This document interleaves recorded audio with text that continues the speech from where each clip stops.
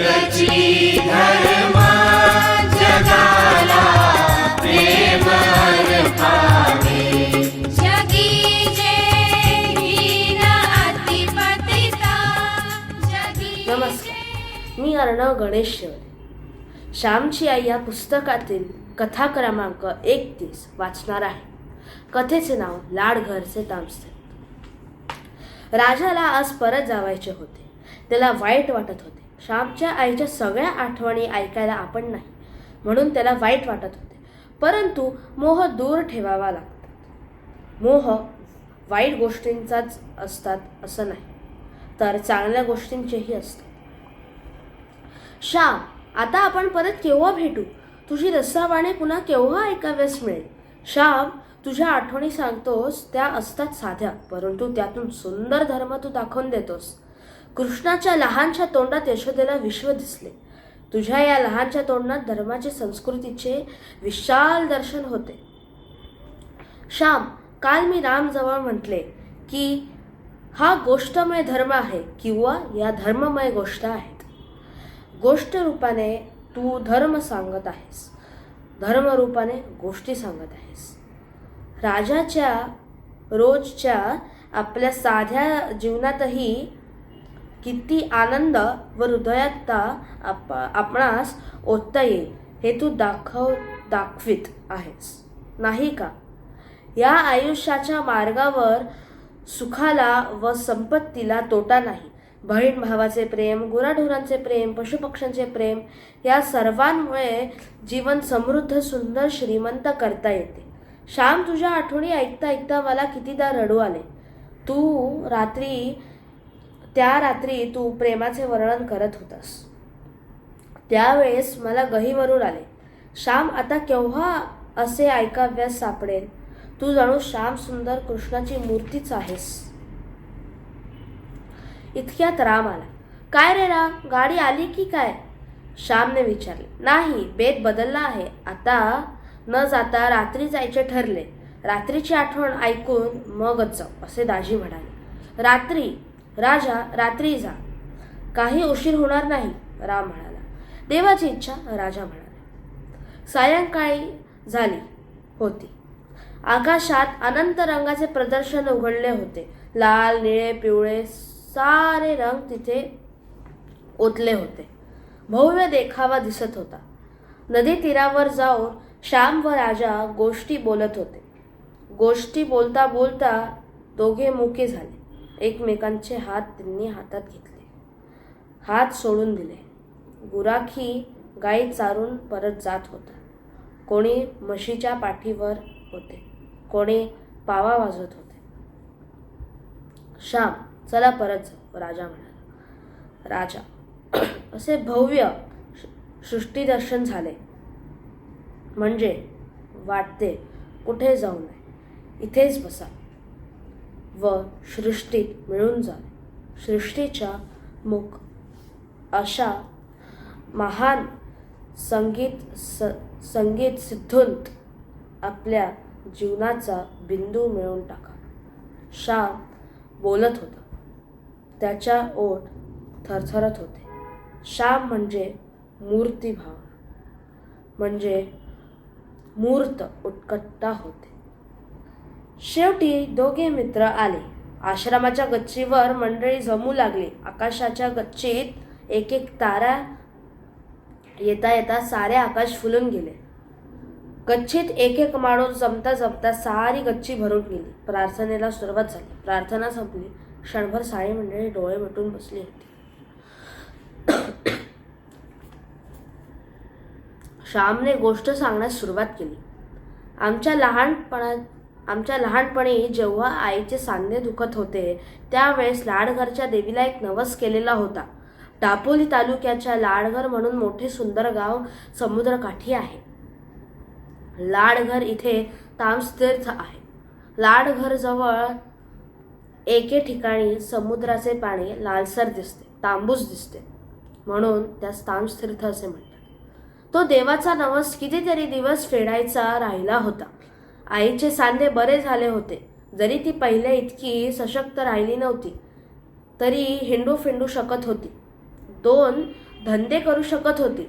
लाडघरच्या देवीला लाकडीची बाहुली, लाकडाचे कुंकवाचे कारंडे, खण, नारळ वगैरे व्हावे लागत होते.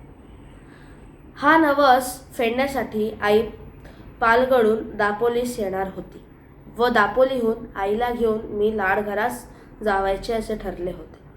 आई केव्हा येते? आईची मी वाट पाहत होतो. कितीतरी वर्षांनी आई पालगडच्या बाहेर जाणार होती. 12 वर्षात पालगडच्या बाहेर ती गेली नव्हती. ना कधी हवा पालट, ना कधी थोर पालट. आई आली. दापोलीहून लाडघरात जाण्यासाठी मी गाडी ठरवली. दापोलीहून पहाटे निघावयाचे ठरले. दापोलीपासून लाडघर 3 कोस होते. 3 तासांचा रस्ता होता. पहाटेचा कोंबडा आरवला. आई उठली. मीही उठलो. गाडीवान वेळेवर आला व हाका मारू लागला. मी सारे सामान घेतले. आई व मी गाडीत जाऊन बसलो. लाडघरास आमची एक दूरची आत्तेबहीण होती.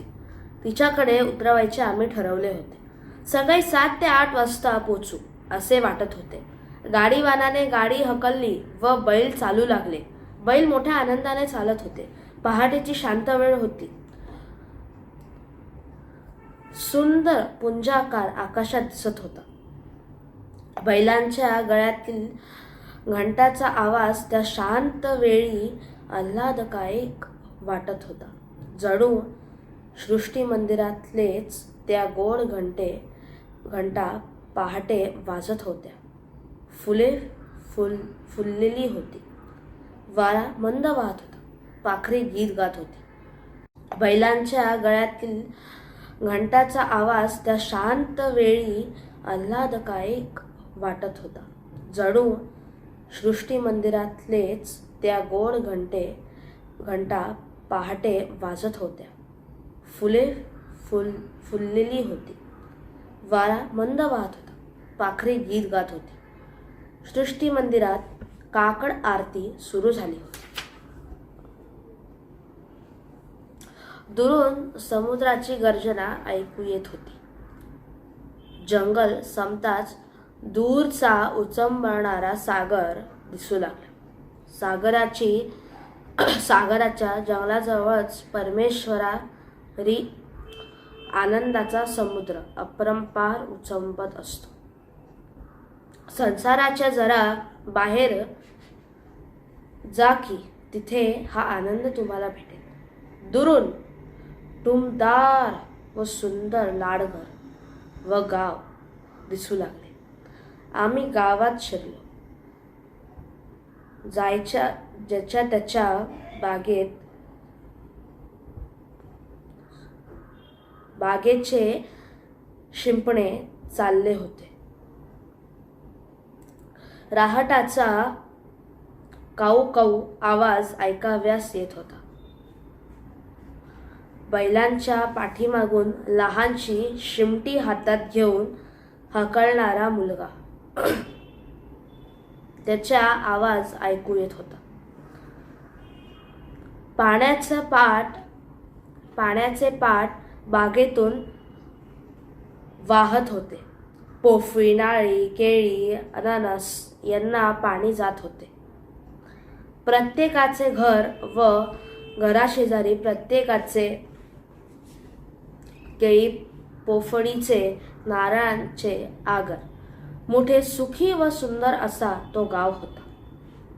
स्वच्छ व समृद्ध मोबलीक पाणी, सुंदर हवा, फळाफुलांची रेलचेल, दाट झाडे.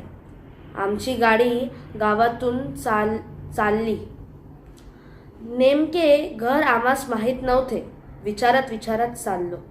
सुभाताईचे घर सापडले एकदाचे. गाडीवानाने गाडी सोडली. बैलांना बांधून चारा घातला. आम्ही घरात गेलो. सुभाताईला मी कधीही पूर्वी पाहिलेले नव्हते. आईने सुद्धा कितीतरी दिवसांनी तिला पाहिले. माझी आई सुभाताईपेक्षा वयाने वडील होती. आईच्या मोठ्या मुलासारखी सुभाताई शोभत होती. आईला एकदम पाहताच शिकीत झालो. वहिनी, ये, किती वर्षांनी आपण भेटत आहोत. अशा गोड शब्दांनी सुभाताईने आईचे स्वागत केले. आणि हा कोण, तिने माझ्याकडे पाहून विचारले. आई म्हणाली, सुबे, हा श्याम हो, लहानपणी हट्ट करणारा, सर्वांशी भांडणारा तो हा. तुला नाही का आठवत? त्या प्रेमळ भरल्या घरात आम्ही एकदम घरासारखे होऊन गेलो. सुभाताई म्हटली, वहिनी, समुद्रावर आताच स्नान कराव्यास जा, म्हणजे 10-11 वाजायला परत याल. दुपारी जेवण खाणे झाल्यावर देवीला जाऊ, म्हणजे संध्याकाळी तुम्हाला परत गाडी जोडता येईल. राहत तर नाहीच म्हणतेस, राशील का? सुभे, ही गाडी परत भाड्याची ठरवली आहे. शिवाय तिकडे घरी तरी कोण आहे? लहान मुलांना ठेवून आली आहे. श्यामची ही शाळा बुडेल. पुष्कळ वर्षांनी दोघी भेटलो, हेच पुष्कळ झाले. मग आत्ताच आम्ही समुद्रावर जाऊन येतो, आई म्हटली. आम्ही कपडे घातले. सुभाताईचे यजमान आमच्या बरोबर निघाले. गाडी जुंपली. गाडी जोराने निघाली. समुद्र जवळ होता. समुद्राच्या बाजूबाजूने रस्ता होता. आम्हाला ताम्स तीर्थावर जावायचे होते. मी समुद्राकडे सारखा पाहत होतो. माझे चिमुकल्या डोळ्यांनी त्याला जणू पिऊन टाकत होते. अफाट सागर, अनंत सिंधू, ना अंत ना पार. खाली निळा पाण्याचा समुद्र व वर निळा आकाशाचा समुद्र. आमची गाडी योग्य ठिकाणी आली. सुभाताईचे यजमान व आम्हीही खाली उतरलो. कुठे स्नान करायचे ते त्यांनी आम्हास दाखवले. समुद्राच्या लाटा तिथे उसळत होत्या. येथील वाळूही जरा लालसर आहे असे वाटत होते. लंगोटी लावून मी समुद्रात शिरलो. लहान लहान लाटांबरोबर मी खेळू लागलो. फार पुढे मी गेलो नाही. समुद्राचे व माझे फारसा परिचय नव्हता. आई गुडघ्याहून थोड्या जास्त पाण्यात जाऊन बसली व अंग धुवू लागली. समुद्र शेकडो हातांनी हळूच गुदगुल्या कराव्यास हसत हसत खेळत खिळखिळत येत होता. पायाखालची वाळू लाट माघारी जातच निसरत होती. आम्ही मायलेकरे ईश्वराच्या कृपा समुद्रात डुंबत होतो. पाणी खारट होते, तरी तीर्थ म्हणून आईने थोडे प्यायला व तिने मला प्याव्यास लावले. आईने समुद्रास फुले वाहिली, हळदी कुंकू वाहिला. समुद्राची तिने पूजा केली. 4 आणे समुद्रात फेकून दिले. मोत्यांची राशी ज्याच्या पोटात आहे त्या रत्नकाराला आईने 4 आणे दिले. ती कृतज्ञता होती. चंद्र सूर्य निर्माण करणारा देवाला भक्त निरांजनेने आवडतो. स्वतःच्या अंतःकरणातील कृतज्ञता व भक्ती काहीतरी चिन्हात प्रकट कराव्यास मनुष्य पाहत असतो. त्या अनंत सागराला पाहून थोडी त्यागबुद्धी नको का शिकवायला? कोरडे नेसून पुन्हा आम्ही गाडीत बसलो. गाडी घरी आली. तो 12 वाजाव्यास आला होता. 4 आणे समुद्रात फेकून दिले. मोत्यांची राशी ज्याच्या पोटात आहे त्या रत्नकाराला आईने 4 आणे दिले. ती कृतज्ञता होती. चंद्र सूर्य निर्माण करणारा देवाला भक्त निरांजनेने आवडतो. स्वतःच्या अंतःकरणातील कृतज्ञता व भक्ती काहीतरी चिन्हात प्रकट कराव्यास मनुष्य पाहत असतो. त्या अनंत सागराला पाहून थोडी त्यागबुद्धी नको का शिकवायला? कोरडे नेसून पुन्हा आम्ही गाडीत बसलो. गाडी घरी आली. तो 12 वाजाव्यास आला होता. भूक भरपूर लागली होती. सुभाताईने पाने वगैरे घेऊन तयारी केलीच होती. तिच्या यजमानाने स्नान संध्या, देवता अर्चन, पहाटेच होत असे. पहाटे सारे करून मग ते बागेच्या आगराच्या कामाला लागत असत. आम्ही जेवाव्यास बसलो. जेवण अत्यंत साधे परंतु रोचकर होते. सुभाताईने तेवढ्यातल्या तेवढ्यात आमच्यासाठी खांडवी व साधे पक्वान केले होते. नारळाचा अंगरास काढला होता. नारळाची चटणी होती. प्रत्येक पदार्थाला नारळाने रुची आली होती. वांगी व त्यात मुळाच्या शेंगा अशी भाजी होती. ती मोठी झक्कास झाली होती. घरचे लोट कढे तूप होते. शाप श्लोक म्हण चांगलास, आई म्हणाली. मी काय ऋण विभूषण ती पुरुष हा श्लोक म्हटला. सुभाताईच्या यजमानास माझा श्लोक फार आवडला. इंग्रजी शाळेत जातोस तरी श्लोक म्हणायला लाजत नाहीस वाटतं. अलीकडच्या मुलांना 4 श्लोकही चांगले पाठ येत नाहीत. तुझा नंबर कितवा आहे शाप? त्याने मला विचारले. 2रा मी सांगितले. वाह, चांगलाच हुशार दिसतोस, ते म्हणाले. सुभाताईचा मुलगा 5 वर्षाचा होता व मुलगी 2-2.5 वर्षाची होती. मुलगा वधू वडिलांजवळ बसला होता. त्यानेही एक चांगला श्लोक म्हणून दाखवला. साऱ्यांचे जेवण झाले. ओल्या पोफडातील सुपारी सुभाताईने आईला दिली. मी सुपारी खात नसे, परंतु ओल्या सुपारीतील खोबरे खरतडून खाल्ले. सुभाताईने व आई या दोघांनी आवरावर केली. दोघे जणही जरा आग टाकले व दोघे जण बोलत होते. सुभाताईच्या मुलाबरोबर मी आग्र्यात गेलो. आग्र्यातील वाजा पाहत होता. कितीतरी केळी पसरल्या होत्या. केळीच्या दातांच्या पाखरड पडली होती. केळीच्या दातांची चट्टी करतात, परंतु फार असले म्हणजे त्यांना कोण विचारतो. केळी फुलाची एक एक पारी उघडत होतो व केळाची फळी बाहेर पडत होती. पेरूचे झाड होते, त्यावर मी चढलो. पोपट बसला होता त्याच्यावर. एक सुंदर पेरू पोपटाने टुचला होता. आम्ही तो पडला व खाल्ला. इतक्यात सुभाताईने हाक मारली म्हणून मी घरात गेलो व वधूही पटोपट धावत आला. देवीला जायचे वेळ झाली होती. मी गाडीवानास उठविले. सुभाताई, तिची मुले व मी, माझी आई सारे गाडीत बावलो. गाडी मोठीच होती. गावाबाहेर तिकडची पायथ्याशी ती देवी होती. आईने देवीची पूजा केली.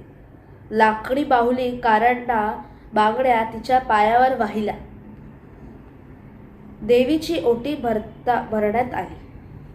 साऱ्यांनी कापडाला अंगारा लावला व घरच्या माणसांसाठी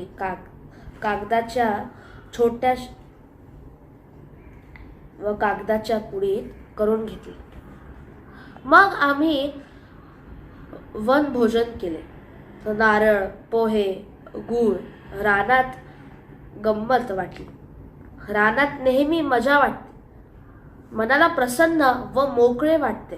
वनभोजन तिथे घराच्या भिंती नसतात.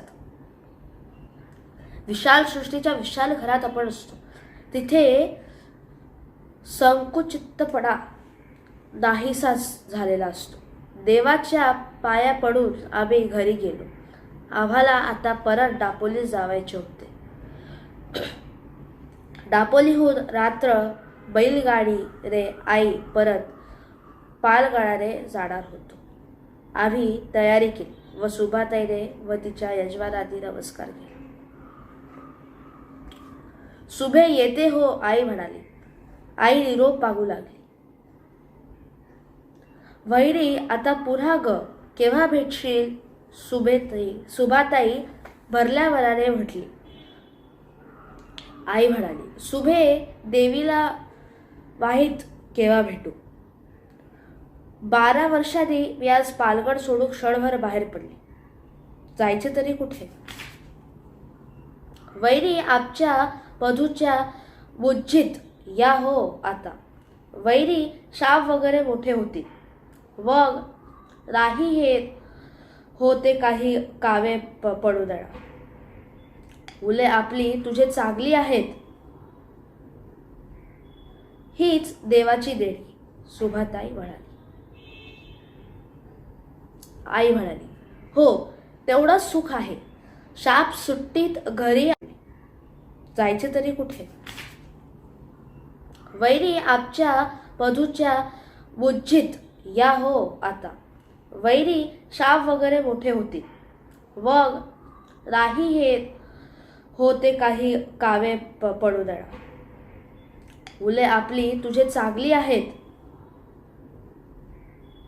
हीच देवाची देणगी, सुभाताई म्हणाली. आई म्हणाली, हो, तेवढंच सुख आहे. शाप सुट्टीत घरी आला की माझे सारे काम करू लागतो व शाळेतही हुशार आहे. देव करील ते खरे. बरे येते हो. असे बोलल्यावर आईने सुभाताईच्या मुलाच्या हातात 1-1 रुपया दिला. वहिनी, रुपया कशाला, सुभाताई म्हटली. राहू दे ग, मी आता पुन्हा त्यांना कधी भेटीन. सुभे, तुझी बहिणी आता श्रीमंत नाही हो. असू दे तो रुपया.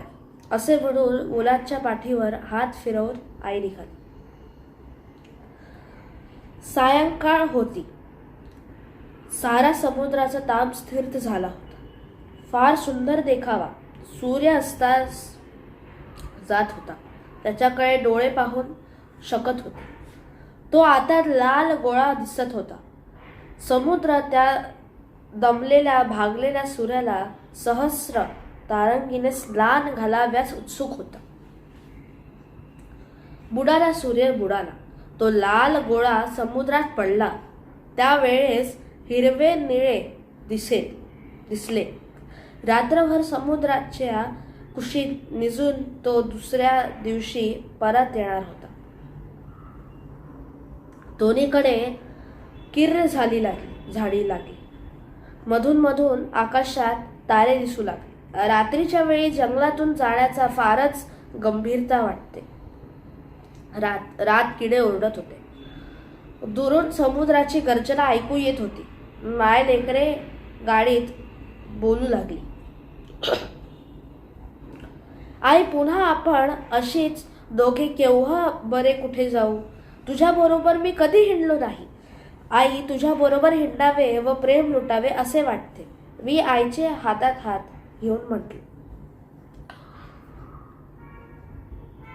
डोंगरावर धोधो पडणारे पाणी, त्याच्याजवळ आम्ही आलो होतो. आमच्या डोळ्यातूनही शांत प्रवाह होता. गालांवर घळघळत होते. त्या पवित्र गंगा यमुना मी माझ्या माथ्यावर घेतली. मी माझे तोंड आईच्या पदरात घुसवले. आई, तू मला हवीस. आम्हाला तुझ्याशिवाय कोण, खरेच कोण. मी तुझ्यासाठी शिकतो. तू नाहीस तर कोणासाठी शिकवायचे, कोणासाठी जगायचे. आई, तुला देव नाही हो येणार. श्याम, देवाला काय अशक्य आहे. तो रात्रीचा दिवस करतो, विषाचे अमृत करतो. समुद्र सुदाव्याला देवाने सोन्याची नगरी राहिका दिली, परंतु आपण साधे संसाराचे. आपली कुठं तेवढी लायकी. आई म्हटली. आई, देवाची कृपा नेहमीच असते होय ना. गरिबी आली, अपघात झाला, हाल अपिष्टा भोगाव्या लागल्या, तरी तीही कृपाच असे वाटतात. ते खरे का. मी प्रश्न विचारला. बाळ, तुझ्या आडारी आईला नाही रे हे सगळे समजत. देव जे करतो ते बऱ्यासाठी. एकदम माझे लक्ष समोर गेले. वाघ आई वाघ, मी घाबरल्या म्हटले. काय तेजस्वी डोळे व भव्य म्हैसूर मुद्रा, काय ती एट. उजवीकडच्या जंगलातून डावीकडच्या जंगलात तो शिरला. रंगभूमीवर नट येतो व जातो तसेच त्याने केले. वायलेकराच्या प्रेमाच्या गोष्टी ऐकायला का तो आला होता. देवाची करुणा पटवून घ्यावी का तो आला होता. माझ्या आईवर पशुपक्षी प्रेम करतात, गाई गुरे प्रेम करतात, वाजर प्रेम करते. वाजराची गोष्ट मी शेवटी सांगणार आहे. वाजर म्हणजे वाघाची मावशी. माझ्या आईवर वाजर प्रेम करी, मग वाघ का करणार नाही. तो माझ्या आईचे दर्शन घ्यावेस आला होता. कृपाने दूर ठेवून रबरपणे वंदन कराव्यास तो आला होता. हळूहळू दापोली गाव आले. दूरचे दिवे लुकलुक दिसू लागले. रात्री 9 वाजता आम्ही घरी घेऊन पोहोचलो. आई तिच्या रात्री पालगडास गेली नाही, दुसऱ्या दिवशी गेली. मित्रांनो, तो दिवस व ती रात्र माझ्या जीवनात अमर झाली होती. त्यानंतर पुन्हा कधी मी व माझी आई एकत्र कुठे गेलो नाही. तो एकच दिवस. त्या एकाच दिवशी मी व माझी आई सृष्टीमधल्या समुद्र व वनराजी यांच्या सहवासात होतो. दोघे रंगलो, प्रेमात डुबलो, हृदयात ओतले. त्या दिवसानंतर माझ्या आईच्या जीवनात अधिक कष्ट व संकट येऊ लागले. देव माझ्या आईला जीविताचे सोरे, अस्सल 100 रबरी सोरे करू पाहत होता. आणखी प्रखार भेटीत तो तिला घालू लागला. गड्यात तो माझी आई म्हणजे श्रापभ्रष्ट देवताच होती असे सांगून शाप एकदम उठून गेला. सारे स्तब्ध बसले. थोड्या वेळाने मंडळी भालावर आली व आपल्या घरी भरल्या अंत्यकरणाने गेली. थँक्यू.